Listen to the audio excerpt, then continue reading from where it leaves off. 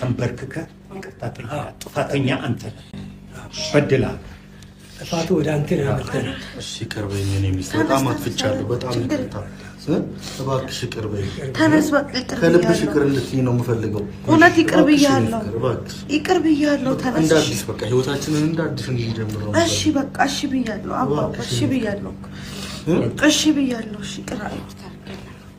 ይቅርታ አድርገሽልኝ? አዎ አዎ። እሺ ተባረኩ። መልካም ፍሬ ይስጣችሁ። እንደዚህ እዛ ጎና ቁጭ በል። እሰይ እንዲህ ሆኖ መኖር እያለ ወደ ሌላ አስቸጋሪ። በጣም ነው የማመሰግነው። በጣም ደስ ብሎኛል። አይሰየው እንግዲህ ዋናው ነገር ይሄ ነው የሚፈለገው። ተናገርከው ይሄ ነው። ምትክሳት ያው የሁለታችሁ ንብረት ነው። የእሷን ለመልሰው ማጉረስ ከቀኝ ኪስ ግራ ኪስ ማለት ነው። ካሳት ብንል አሁን ወርቅ ገዛለሁ ብትል ተጠባህ መልሰህ እዛው። ስለዚህ ካሳ የሚባለው ቀረ ማለት ነው። አንድ ላይ እንደዚህ ሲሆኑ ነው ደግሞ የሚያምረው። የእውነት ለመናገር የጸብ ምናምኑ አያምርም። አብረው ብዙ ጊዜ ጥሩ ፍቅር አሳልፈዋል። ከድሮ ጀምሮ ስናየው ወደ ዓለም ያለውን ታሪካቸውን ሲታይ በጣም ጥሩ ነገር ነው ያሳለፉት። ፍቅር ያው ጥላ እንትን የሚመጣው እንትን አለ። ግን ዞሮ ዞሮ እሱ አሁን ያለውን እሷም ያስቀመጠችውን ነገር ተግብሮ እንትን ማለት አለበት። እሷ ያስቀመጠችውን ነገር ያደርጋል። አዎ መስፈርት ይኖራል። ያንን ነገር እንግዲህ ተግብሮ ደግሞ ይኖራል ብዬ አስባለሁ። አብረው ይኖራሉ ብዬ አስባለሁ ተስማምተው። በጣም አመሰግናለሁ ሁላችሁንም። ያው ከምንም በላይ እናንተ ናችሁ ይህንን ህይወት እንዲስተካከል እነ ዳኒም ሁላችሁም ስላደረጋችሁ አመሰግናለሁ። ያው የኔና የእሷ ነገር እንደተፈታው ያው ከእናቴ ጋር ያለውን ነገር ቢፈታ ደስ ይለኛል። እናትህ እኮ እናቷ ናቸው። የእሷ እናት እናትህ ናቸው።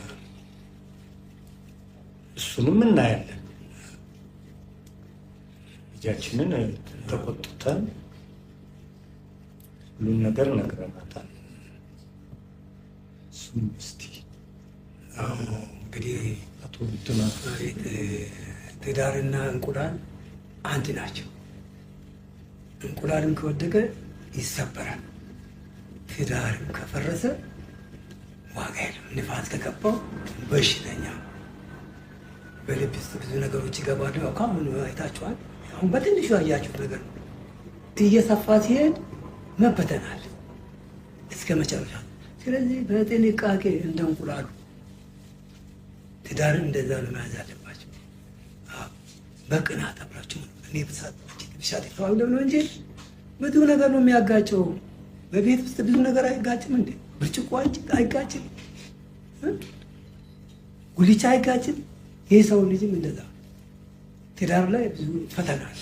ያን ፈተና ለማለት ደግሞ ተመካክሮ ነው። አንቺ እንዲሁኝ እኔ እንደዚህ ነው። የሰው ወሬ አለመስማት። ወሬ እንኳን ትዳር ቀርቶ አገር ይፈታል። እውነት። ስለዚህ በጥንቃቄ ትዳራችሁን ይዛችሁ ሰውን ገና ብዙ ጨጓራ ሁሉ ገና ልጅ ነው። ይሄን ሁሉ በአንተ ትከሻለሁ። ነገ ጠዋት ይሄን የምትችሉ አንተ ነው። እሷ ብቻ አለች። ተረዳርታችሁ አብራችሁ ሆናችሁ ተመካክራችሁ ጥሩ ታሰልፍ። ያሁን ጊዜ ተበላሸ ጊዜ ነው። ተመካክሮ ነው ጊዜውን ማለፍ እንጂ ዝም ብለህ እንደፈለገን ሆን አንተ የሞተ እሷም እንደዚህ መኪና ከፈጠረ ይጥራል። መጠላለፍ ነው ደግሞ። ዛሬ አንድ ነገር ብትናገራት በሊከሌቱ ዛሬ በአጭሩ ደግሞ መመካከር ባጭሩ ይህን ጥፋት አይቼ ባለ ተዋላ ተዋል ካመንክ ታምናለህ።